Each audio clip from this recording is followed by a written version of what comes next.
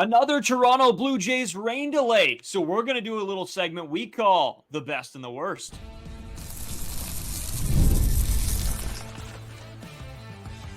You are Locked On Blue Jays, your daily Toronto Blue Jays podcast.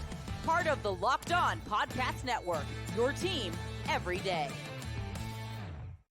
Welcome back to Locked On Blue Jays. Thank you for making Locked On Blue Jays your first listen every day. We are free and available wherever you get your podcasts and on YouTube, part of the Locked On Podcast Network, your team every day. This episode of Locked On Blue Jays is brought to you by Booking.com. Booking.yeah.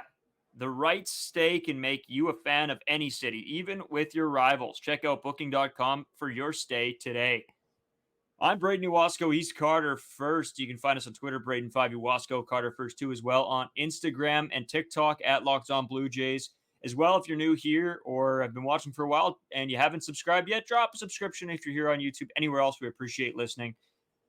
Yeah, sucky rain delay. I was ready to watch today's game and not so much. So me and Carter put together a little segment we call the best and the worst of the year. And then, of course, we have a series preview to get into in the third and final segment before we head to a 4-game set against the Yankees. Carter, I mean, I think we just start with the best. I don't really want to, talk about the worst. We've been doing that a lot. Let's start with the best. So I'm going to throw it to you for the first one. Yeah, so I'm just going to kind of go over how this was laid out first. So what we decided to do is me and Braden made a combined list of the 3 best players that we thought of the season. And then I asked him, we haven't gone over this yet, but who his MVP of the season is. And then we have pretty much the opposite. In segment 2, we're going to have the worst players of the season. Same thing. We compromised a list of 3 players that we thought were the worst players so far on the Toronto Blue Jays. One thing I'm going to say is guys like Spencer Horwitz, guys like Orelvis Martinez, even though Orelvis Martinez should probably be in the best players of the Toronto Blue Jays because he made such a huge impact. But the guys that got pulled up halfway through the season, or the guys just haven't really played a ton of games, aren't going to be included in these MVP or worst player of the season voting. So Eric Swanson is a guy that probably could be in one of the worst players of the season, but again, just didn't have enough games. Again, there's more of an argument there because he got sent down to AAA, but we're not going to include him for this list. We're going to include players that we have been seeing a lot of that have played a ton of games with the Toronto Blue Jays. So that takes me into the best. And what better way to start this than Vladimir Guerrero Jr. Has to be on the good list of guys that have just been impressive this season. Even though that he hasn't necessarily hit the home runs that people are wanting, he has 10 home runs now on the year, which is second on the team. Obviously, Dalton Varsho is at 11, being first. But with Vladimir Guerrero Jr., he's having his second best statistical season offensively, which people very much overlook due to, again, the power numbers, the extra base hits, all that kind of stuff. But looking at Vladimir Guerrero Jr., he's pretty much first in almost every single offensive category among qualified hitters. When looking at the Toronto Blue Jays, he's first in OPS. He's tied for first in doubles. He's leading in slugging percentage, walks, RBIs. He's tied for second in home runs, like I said. The only thing about Vladdy for me is that he has to be better defensively. With Vladimir Guerrero Jr., look at his field percentage. It's .988, which isn't bad. He has 7 errors on the year, but I can tell you right now, pretty much all 7 of those errors are easy plays that he should be making, just mental lapses, whatever it is for Vladimir Guerrero Jr. And some people, what they don't like, I know Braden is probably on this side as well, is sometimes Vladimir Guerrero Jr. can be unserious. Lots of times where he's having fun in games that they're losing 6-2, 7-1. It's not a great look for Vladimir Guerrero Jr., but again, I'm all for having fun on the baseball field. I'd rather you not do it when you're down 7-8 runs in a baseball game. But again, you got to keep baseball fun. It's 162 games. I don't want him to just be a stone-faced killer. Again, would love to see that happen at the plate, but in terms of morality and just being a fun guy on the baseball field, you don't just want a bunch of guys that have no personalities that are just boring. It's not going to be a very fun season, especially when you're spending as much time as the Toronto Blue Jays do together. So for me, if you're going to make a list of the top 3 players on the Toronto Blue Jays this season, I think Vladimir Guerrero Jr. has to be on that list. Yeah, Carter. I mean, there's no argument. He has been our best player, and I think above and beyond. He's done what we needed him to do, and even though he had a bit of a slow start, I think that after all this time, we look back over the season, and I think there's 1 or 2 guys for sure that we can say have done their part in doing what they need to do. It's just, at the end of the day, I'd love to see more power come from Vlad. I'm a stickler. I love having fun on the baseball field. It's not so much when they're winning. I love you have as much fun when you're winning, but when you're losing and it's a rough season, the whole having fun bit to me is a little bit, overdone. But Again, I take away more so what he's doing than the attitude he brings. If he's going to show up every day and play well, then I'm more inclined to let him do whatever he wants to do, right? And I feel like that's sort of the ball club sort of thinking behind it as well. Um, but overall, I mean, it's just tough to argue that Vlad has been just an outstanding player for this ball club. And it's sad to hear all the rumors about, potentially not being here next season or in, the coming years. Carter, I'm going to take it right from there to number 2 on our list of, well, this was really no particular order. I think there's a good debate on who's 1, who's 2, who's 3 here. A guy that was a very nice surprise this season. Me and you weren't overly thrilled that when we brought this guy in originally, but it turned out to come back and bite us a little bit because he has been outstanding, and that is Isaiah Kiner-Falefa, IKF, as he's well known to all Blue Jays fans. I want to go over some of his stats because I think when we've had the conversation around Matt Chapman, Whit Merrifield, IKF, and yeah, it's tough to debate that those guys would have been a better option when you look at IKF's statistics. He's a 2.6 WAR. He's had 263 plate appearances, 7 doubles, 2 triples, 6 home run, which is actually tied for 4th on the Toronto Blue Jays, 31 RBIs, 13 walks, a batting average of 281, an on-base percentage of 323, a slugging of 401, an OPS of 724, and an OPS plus of 107. I mean, I just look at the offensive numbers, and that's not even getting into the defensive side of the ball game. And he's been outstanding defensively as well. But just looking at the offensive numbers, these are numbers that we did not for sure believe that IKF would give us. So yeah, just an unbelievable season from him so far. I really hope he can continue it, and I think he's making a lot of Blue Jays fans eat their words, Carter, especially mine and yourselves. Yeah, I did definitely not see IKF coming onto this roster and having the offensive impact that he did. We obviously knew he was an above average defender, a guy that you can play at third base, you can play at shortstop, you can play at second base, pretty much anywhere in the infield. IKF is going to provide great defense. Only 2 errors on the season, a guy that's hitting 280 on the team. Like, if you would have told me that IKF was going to hit 280, I probably would have called you crazy in the offseason, but here we are. IKF's been one of the best hitters on the team. Definitely, like, no complaints. He's definitely making worthwhile of that $7.5 million contract for 2 years. Unfortunately, with the Jay situation, might be a trade bait piece. Again, a guy you might want to sell high on. His career averages are a lot lower than obviously a 280 average, and the OPS, I think 728 it is. But yeah, IKF, you can't say anything bad about him. My only vice going into the season was that I wanted Davis Schneider to have more playing time, which he has gotten in left field. Ernie Clement is a guy I've been very high on, wanted him to get some playing time as well. Didn't expect the Buffalo boys to have this big of an impact as well, but this allows you to play Addison Barger more, allows you to play Spencer Horwitz. You have a guy like Matt Chapman there. You have a guy like Whit Merrifield. Whit Merrifield is more of a Swiss Army knife, but if you have Matt Chapman, you have to play him at third base. IKF gives you a lot more leeway with how you want to orchestrate your lineup. And the other guy that I have here, I didn't include Jose Barrios. That was probably my 4th one here. He's had a couple of hiccups this last couple starts. So again, the pitching's all around sort of been good. He could really throw anyone in here other than I'd say Yusei Kikuchi. Well, maybe not Bassett, or maybe not Gosman either. You could say Bassett. You could say Jose Barrios. But I'm going to go with Dalton Varsho. Dalton Varsho, again, I've noticed his impact being out of the lineup, especially defensively. Other than David Schneider, I guess you can count him as a left fielder now. You're looking at the other fielders. Is there anyone that you get excited to watch in this outfield other than Dalton Varsho? If David Schneider isn't out there, don't have a lot of options. So thank God we do have Dalton Varsho.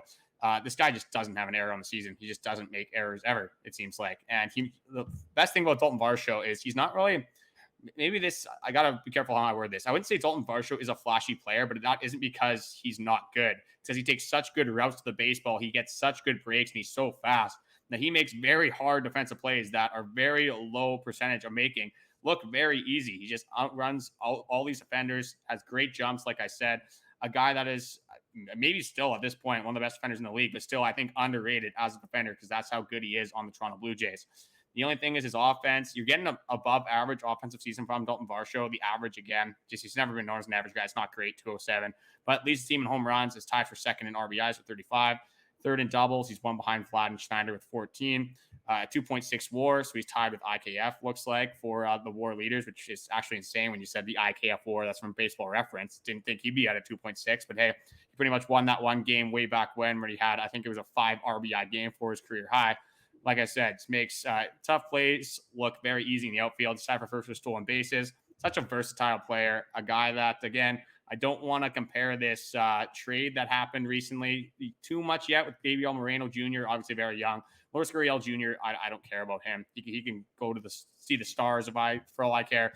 Lourdes Gurriel Jr., whatever. He actually is a better defender now, but with Lourdes Gurriel, I think it was time to move on from somebody. If I was going to have anyone back, it'd be Teoscar Hernandez, obviously what he's doing with the Los Angeles Dodgers. But yeah, Dalton Varsho has an OPS plus of 102, a WRC plus of 103. These aren't popping off the page when you have one of the best defenders in the entirety of baseball. If he can do anything above average offensively, he is going to be a huge asset for this team. But just last question I want to get into, the MVP of the Toronto Blue Jays. So we knocked it down to these three players. Again, you could go to the pitching staff. I would say the starting pitching is probably the MVP of this team. The only reason that we're not like 20 and 50 at this point, because this offense just hasn't been that good. But out of these three players, Braden, who do you have as your Toronto Blue Jays MVP thus far this season? Yeah, as much as I love Dalton Varsho, I'm a huge Dalton Varsho guy. I mean, obviously you are, but you bought his jersey. But yeah, the defensive side of the game, he's a very different player. Usually your highly skilled defensive players are your guys that maybe are going to hit for average, that are going to use their speed on the bases as well. Where Dalton Varsho is a guy that's mostly hitting for power. So he's a very weird combination of the power and speed. I think it's an archetype on, if you're playing MLB The Show on my career, it's power and speed. And that's Dalton Varsho to a T. Great fielding. I love him. But overall, I think as the entirety of this team so far, the impact, it's tough not to choose Vlad. And that's where I'm going. I think Vlad has been the guy that we've sort of need him to be. He's picking up the power numbers now, or I don't even want to say power numbers because he always hits the ball hard. It's just the exit angle, I guess, launch angle. There we go. There you go. And so if he gets that part of it going as well, Vlad is going to be unstoppable if he continues with the numbers he's putting up and just adding in a couple more home runs, hopefully. He's a tough guy for me not to give this to. Again, I know some people argue about that Vlad isn't the face of this franchise. He 100% is. Whose jersey is sold in every store everywhere? It's always Vlad Guerrero Jr. I mean, don't get me wrong. I'm a huge David Schneider fan. But for me to get his City Connect jersey, I had to get somebody in Toronto to pick me one up and then bring it back with them. I couldn't just go to any random store. And even Bo Bichette's at this point is a little bit harder to find. But everywhere has Vlad Guerrero Jr. And it's hard for me to argue with the numbers that Carter put out earlier. So that's my pick, Carter. Send it back to you. Who is your MVP this season? Yeah, if you're looking at it from a quarter season perspective, you probably go Jose Barrios. Maybe you go David Schneider. Again, those two had very good Aprils. Jose Barrios was the pitcher of the month in April. David Schneider, I think at that point, had like a 275 average. I think led the team in pretty much every single offensive statistic. But the reasoning I have is Dalton Varsho. And the reasoning I do have that is just you look at the offensive numbers. Again, Vladdy's average is better. His baseball savant is like a million times better. I looked at Vladdy's baseball savant for this episode, like 96, 96, 93, 99, 93, 88. Like, it's just ridiculous. But with Dalton Varsho, the defensive premium he gives this team for a team that just doesn't score runs. For Dalton Varsho, and for me, it's like an expectation thing. You kind of expect Vladimir Guerrero Jr. to do this kind of stuff. You didn't expect Dalton Varsho to even be close to leading this team in, honestly, any offensive category.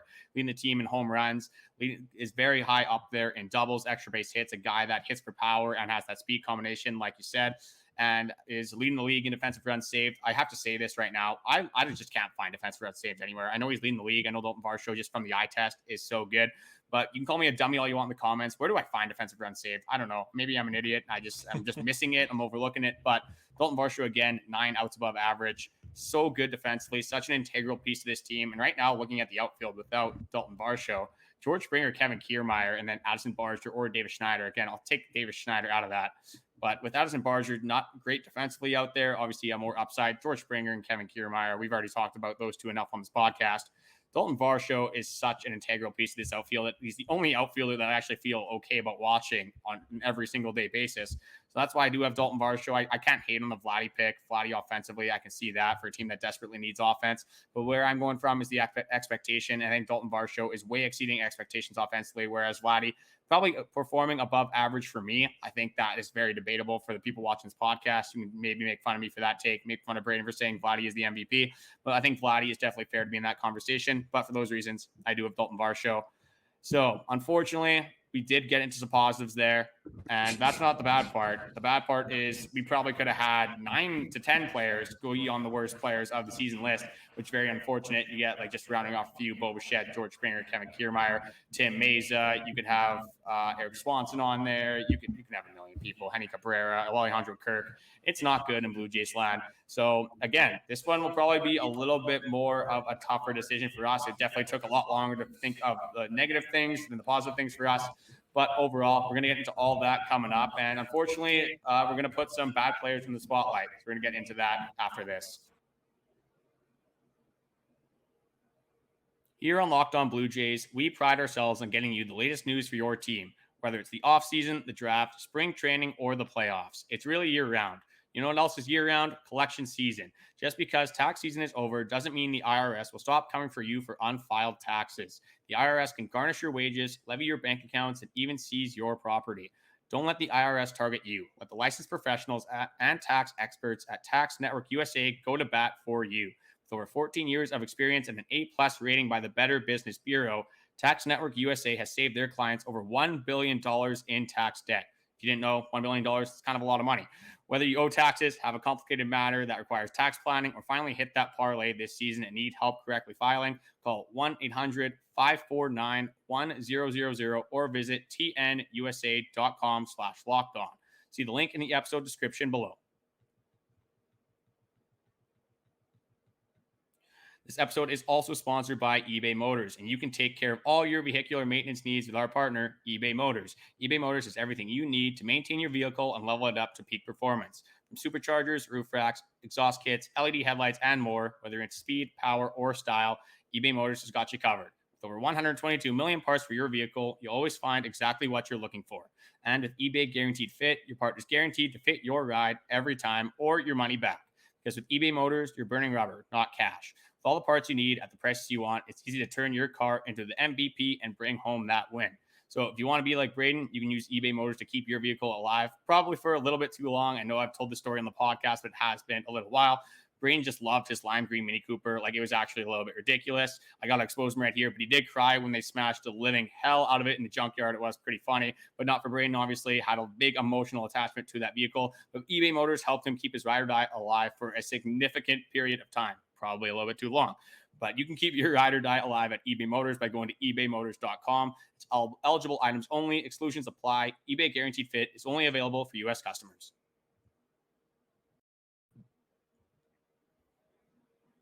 All right, so we got some more to get into. As Carter mentioned in the last segment here, these are the worst of the year, and this one was a little bit trickier to find out who our top three were going.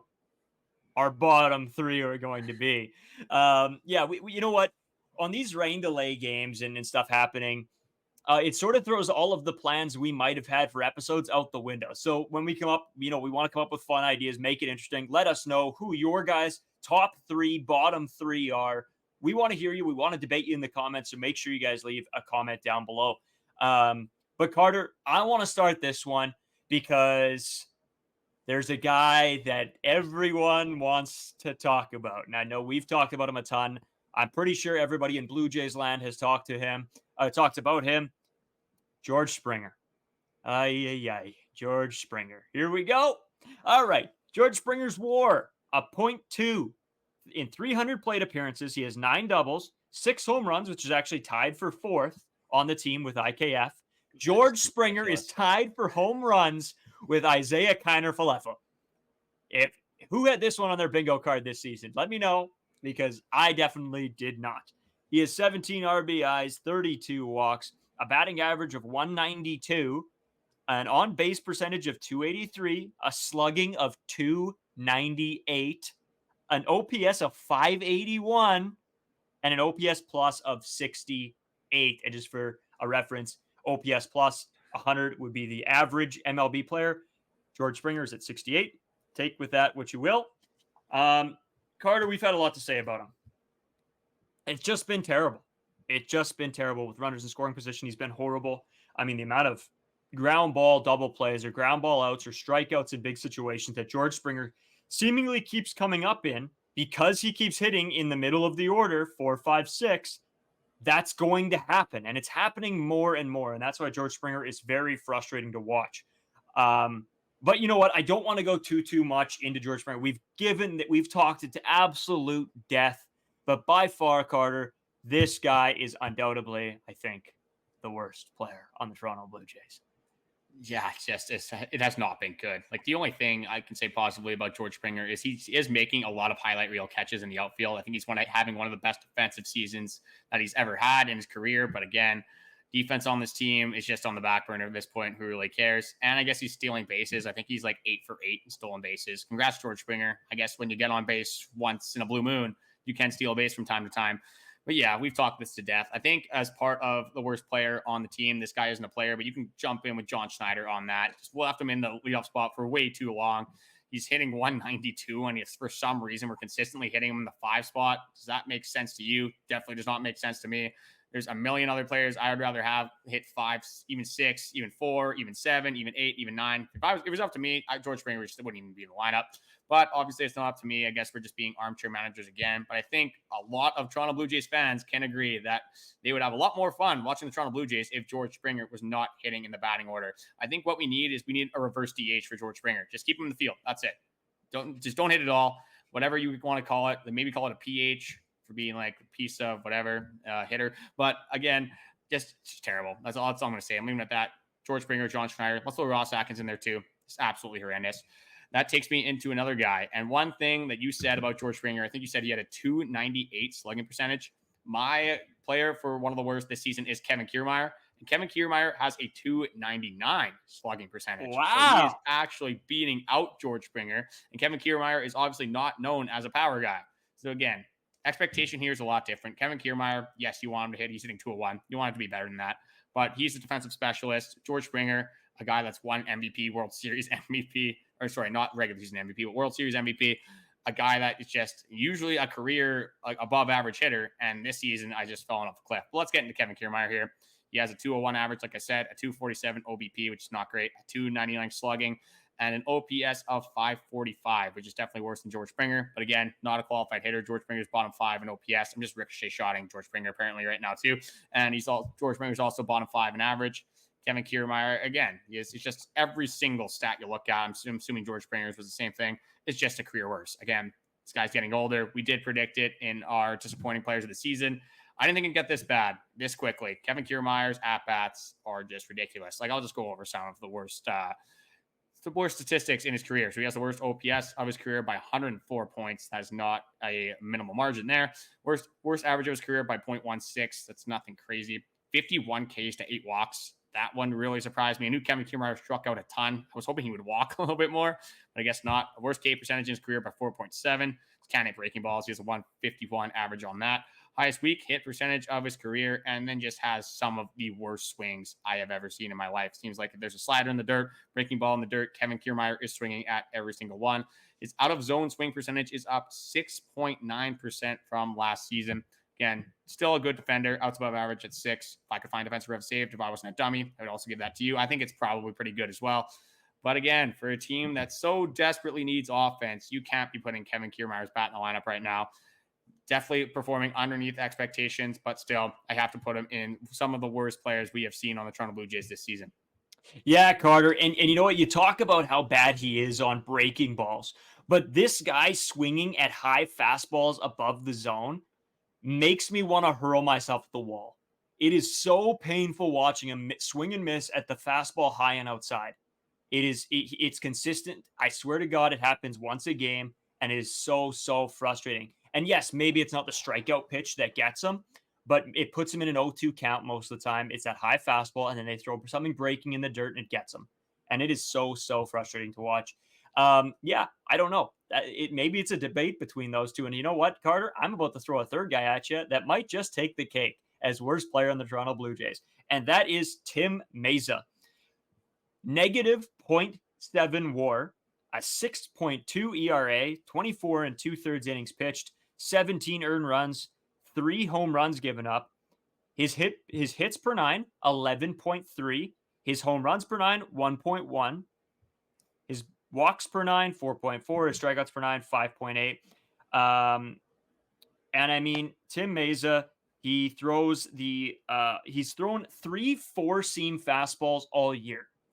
So that means he is relying strictly on the sinker and the slider. And the sinker is down from 93.4 to 91.9. So down, 1.4 miles an hour or 1.5 miles an hour.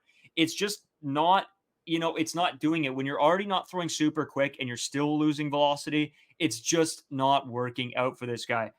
His slider, same velo as last year. I mean, I don't really expect anything different. The slider still looks okay. It's just the location of it most of the time is, sometimes he's hanging them over the middle of the plate. And when the sinker is in the zone, it's not effective because it's slow. And the guys know that if they don't got to worry about seeing the slider unless it's middle down the plate. And they don't got to worry about the fastball because they can usually catch up to it. And I think, I can't remember exactly what the difference was, but it wasn't a drastic difference between his slider and his sinker in velo. So it's just not working for Tim Meza. And I think we've been talking again, another guy we've been talking about all season, just not doing it for the Toronto Blue Jays. And I know with the depleted bullpen, it is tough and you're going to have to throw him out there. But man, is there no one better than Tim Meza that we could get right now? I don't know. See, my thing with Tim Meza is that just how good he was last season. Like I knew his ERA, I thought it was 1.7. I quickly looked it up while you were talking. The ERA was 1.52 last year, which ranked 3rd among AL relievers. Felix Bautista and Chris Martin were better than him. And he had 53 inherited runners. So this was a guy that the Blue Jays were using when they were in big jams. And now Tim Meza seems like he's just putting the Blue Jays in big jams, doing a complete 180. Just looks absolutely terrible. A guy like maybe he adds a third pitch, but he can't even throw his first 2. So, I mean, I don't know if we want to worry about another pitch right now. Just it's tough that we have to rely on Tim Meza as much as we did. Falling off a cliff, like you said, I think a big thing is his velo drop. When you're already averaging 93.4 or something last season, then you drop down to about 91, 91.5, again, whatever it was.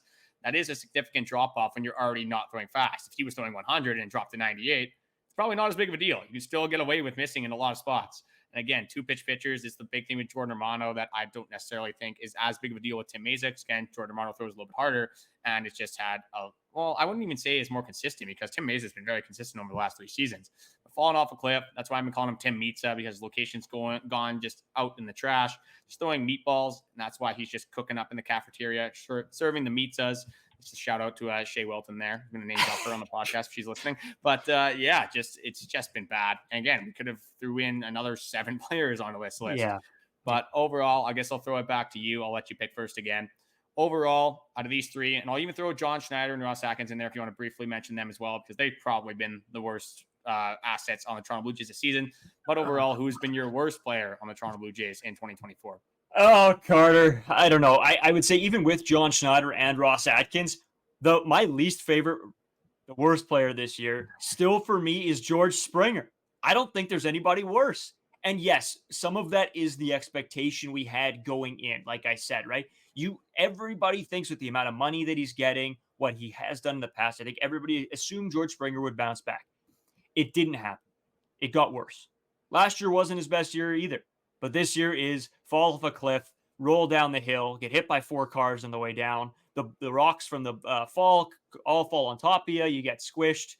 It's just piling on right now. Yeah, and then you're driving your Mini Cooper off the cliff, and you're also hitting George Springer with that too. So exactly. Except mine was purposeful. I saw him rolling down, and I'm just you had your opportunity, you had to take it. Yeah, with George Springer, I don't know what his problem is. He's missing fastballs. He's so late. He's so underneath them. It's ridiculous. Yeah, I don't know. I think for me, I would give it to Ross Atkins. Again, he's not a player on the Jays, but he made us watch this. This is Ross Atkins' fault. John Schneider he's not doing great, but he's playing with the pieces he's dealt. Ross Atkins has built this team from scratch pretty much at this point, gone through a rebuild, and we've saw absolutely nothing from it. But yeah, George Springer just horrendous at bats. I've already said more than enough. I thought this would be enough negative talk about George Springer for the next 5 seasons. But again, the problem with George Springer is that Kevin Kiermaier, you can get out of his contract. Tim Mesa, he's a reliever. I think that he only has 2 more years anyway.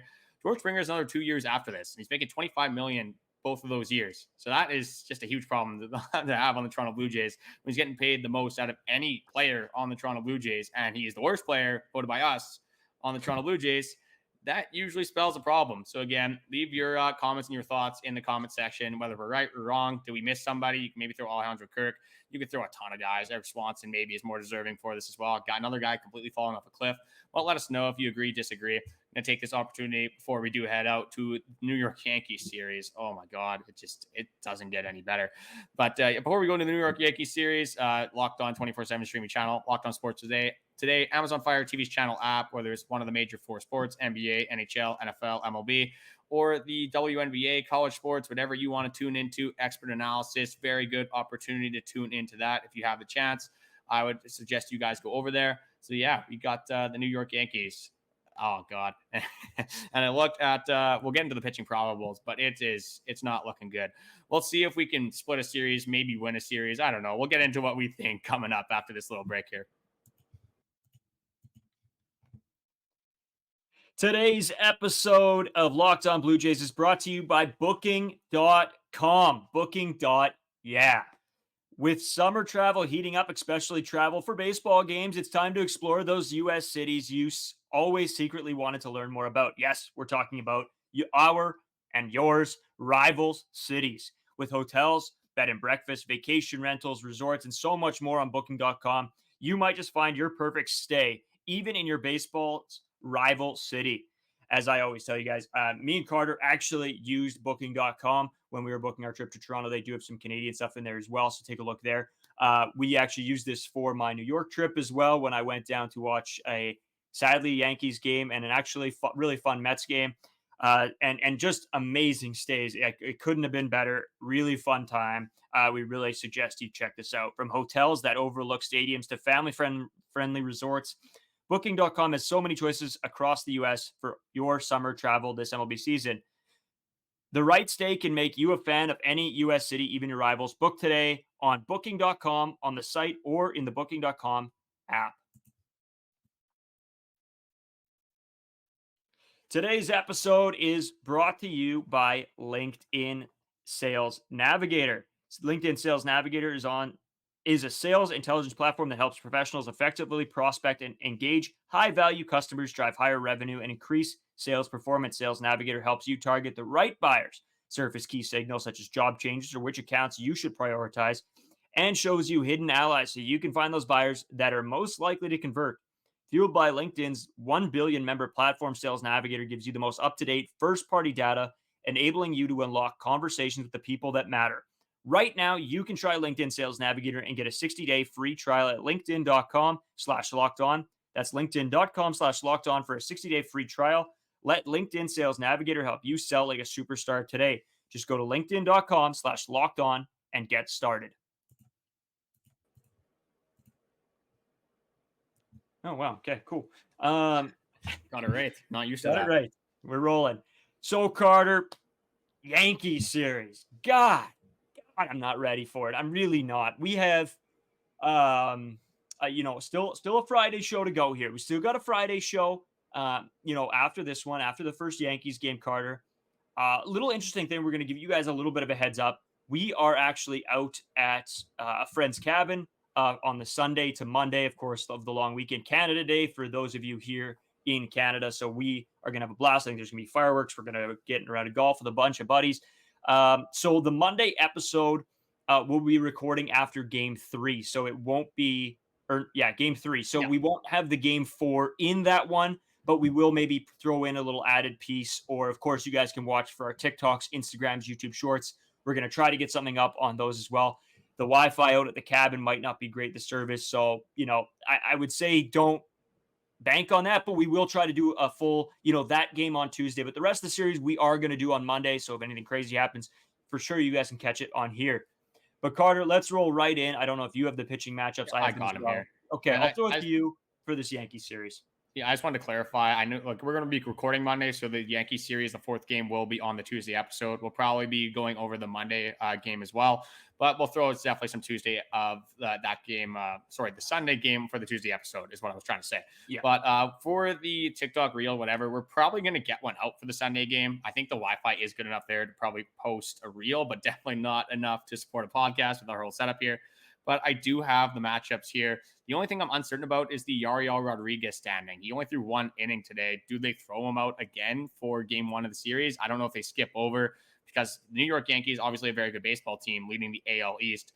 You maybe want your four best pitchers to go against their four best pitchers, because these matchups are tough. So I'm just going to assume that it's Jose Barrios. Maybe we're wrong. And obviously, if Yariel Rodriguez pitches, all that would happen is Kevin Gausman just wouldn't pitch in the series. So again, use your brains a little bit here. I know it's sometimes tough, especially for us. We have a tough time using our brains, but we're going to kind of throw it to you. We're going to test your knowledge here, test your IQ levels, and see if you can actually figure this one out. But right now, it's Carlos Rodon for the Thursday game against Jose Barrios. Carlos Rodon, 3.86 ERA with 84 strikeouts. Jose Barrios, a 3.43 ERA, 68 strikeouts. That leads us to the Friday. Marcus Stroman is coming back to the Rogers Center against Yusei Kikuchi. Marcus Stroman, 3.15. Yusei Kikuchi, 4.00. And then the Saturday, Nestor Cortez against Chris Bassett, 3.4 Nestor Cortez, Chris Bassett, 3.48. Two guys that don't throw very hard. It's going to be an interesting matchup there. And then Sunday is going to make for an interesting one, because Garrett Cole is back from IL. He will be making his third start of the season. This should be against Kevin Gausman again. Maybe not, won't be, but going into last year, these were the two aces of the teams. And Garrett Cole, I mean, right now, again, 2 starts, 9 ERA though. Maybe Garrett Cole's falling off a cliff here. Got to hope at least a little bit for the Toronto Blue Jays' sake. Kevin Gausman, 4.26 ERA, not having his best season, but definitely still serviceable. Honestly, at this point, I don't really know. I don't know what I want here. I think the Blue Jays just gained a little bit of momentum. Conspiracy theory here. George Springer was going to actually pick it up. He was going to figure it out, but now they have an off day, so he's probably just going to fall off the cliff once again. But yeah, like I said, I would be very happy with the split. But again, you got to make up some ground here. You're 7 games below 500. I don't know, man. I don't know what I'm looking for here. Like, this is either gonna, if they win the series, it maybe brings me back up a little bit here. If they lose this series, or if, God forbid, get swept. Oh man, I don't know how we're gonna record an episode for the Monday here. Yeah, Carter. You know what? I look at this team, and for me, a split isn't a win anymore. I think now you have to start making up that ground, as you said. So this has to be a series win. A split, yeah, I think it cools my temperament maybe a little bit, but that's about it. I think that this has to be a series win. Is it likely? No.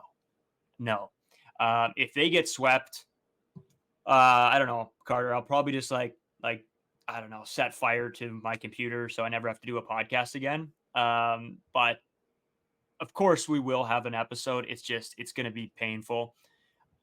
I just don't know. I don't have a lot of hope right now, and against this good Yankees lineup, I just don't see them winning 2 or 3 games. 4's out of the question. 3 and 2 might be out of the question. So we'll have to wait and see. I'm more just unsure of which Blue Jays team is going to show up every day. So I think, yeah, it's just a wait and see type of weekend. See, I got 3 things to add here. Aaron Judge, Juan Soto. Like, it's going to be tough, man. Like, Aaron Judge is launching, 100% chance. He'll probably launch twice. Juan Soto is probably going to go like 10 for 20 or something ridiculous like that. Someone will have 5 at-bats every single game. Second thing is, I would be not happy, but I'd be okay with this if Vladimir Guerrero Jr., they lose every game, but they beat Garrett Cole and Vladdy launches. I think I'd be all right with that, just to say, like, screw you, Garrett Cole. The other thing that I wanted to bring up as well is Daniel Vogelbach absolutely launched. I was just going to say this. Garrett Cole in spring training, and I'm very upset that he's not here to face Garrett Cole in this. Maybe we bring back Daniel Vogelbach for the weekend series just so we can play against Garrett Cole. But that was a matchup I was definitely looking forward to. So hopefully someone else can take over the reins. Maybe IKF gets revenge against this old team and just launches off of Garrett Cole. I think that would be not as good, but it would definitely make me happy as well. Before I do head it back over to you here, I want to throw it over to Locked On 24/7 streaming channel, Locked On Sports Today, Amazon Fire TV's channel app, sports analysis, expert analysis. It's going to be great content over there. Might as well check it out. Braden, I'll give it to you to just say whatever 2 cents you have here. I can tell you got something on your mind. So. Oh yeah. In the preseason, I put out a video calling Garrett Cole the biggest whiner and complainer in the entirety of the MLB when Daniel Vogelbach hit that home run off of him. He then, I slowly, quote unquote, trots around the bases. That's just Daniel Vogelback's speed. That's not slowly. I mean, it is, but no, it's not slow to him. That's just normal. Garrett Cole gets angry. He makes a comment. So if I want the Blue Jays, nothing more. This can be, you know what? I've changed my answer. The Blue Jays only have to beat Garrett Cole. I don't care about anything else. Just get that win. That's all I want, and I'm thrilled. I'm coming on the podcast with the most energy I've ever had in my life.